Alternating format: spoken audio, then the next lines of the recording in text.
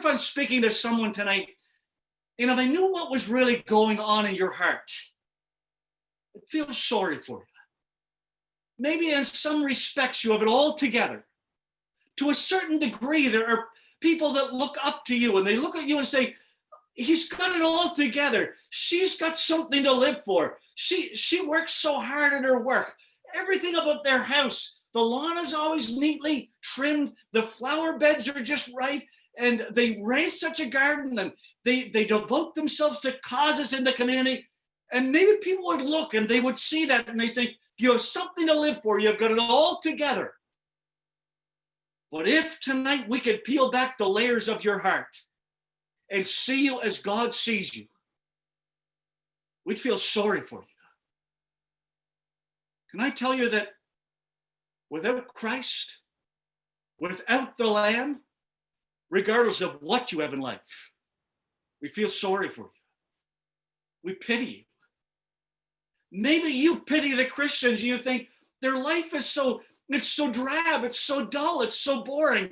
They just like going to meetings, even in this break when no one goes to church. Yet these people keep on and they're zealous with these Zoom meetings, and they have 8 weeks of meetings where people give up their evenings and they're so devoted to it. They're so hooked to it.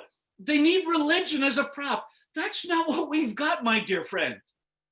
It was absolutely a thrill to sit for 8 weeks and listen to the gospel being preached by our brethren. And we have listened to it, as maybe some of you have listened to it. And it's not drudgery, and it's not boredom. It's an absolute joy. And every night, and again, as we have heard in the first part of this meeting, a message concerning the Lamb, it hits home to us. It's real to us. We're not playing church. We're not going through drudgery or boredom. This is where we really live. When you touch the Lamb, you're touching a Christian where he lives. You're touching what's real to us. What do you have?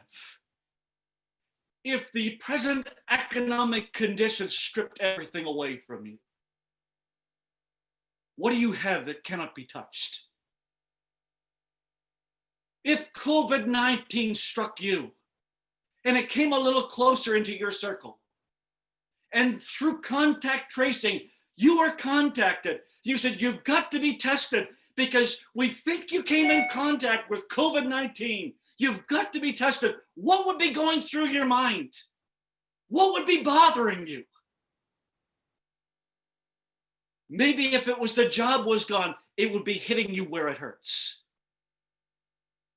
Maybe if something happened to the house, it would be hitting you where it hurts, where you really live. You know, I'm speaking to people, and it wouldn't matter. It's not that it would be easy to lose their job, but that's not where they really live. I remember sitting down in my performance evaluations in the company I worked for, and I told them straight up, I said, listen, don't offer me a promotion because I won't take it. I work to live. I don't live to work. And while I'm here to give you 100%, as I believe a Christian should, this is not what life is about for me. That's something that the world doesn't really understand. Maybe when they become overworked and stretched to a frazzle, then they start to see that there must be something more. I hope there's some of you that are at that point. I hope that somehow these conditions, these circumstances have gotten through to you, that everything about us can come grinding to a halt so quickly. There's more to life than just the things. You see, the Lord Jesus said that one day as he's telling a story about a rich farmer. He said, just beware. A man's life consists of more than the amount of things he possesses. It's more than four-wheelers. It's more than snow machines. It's more than Corvettes and Mustangs and Camaros and Mercedes and BMWs. It's more than having a nice home and the best windows and lots of room and plush seats. It's more than all that. If you were hit where it really hurts, what is there about you that life couldn't touch? Where is it that you really live?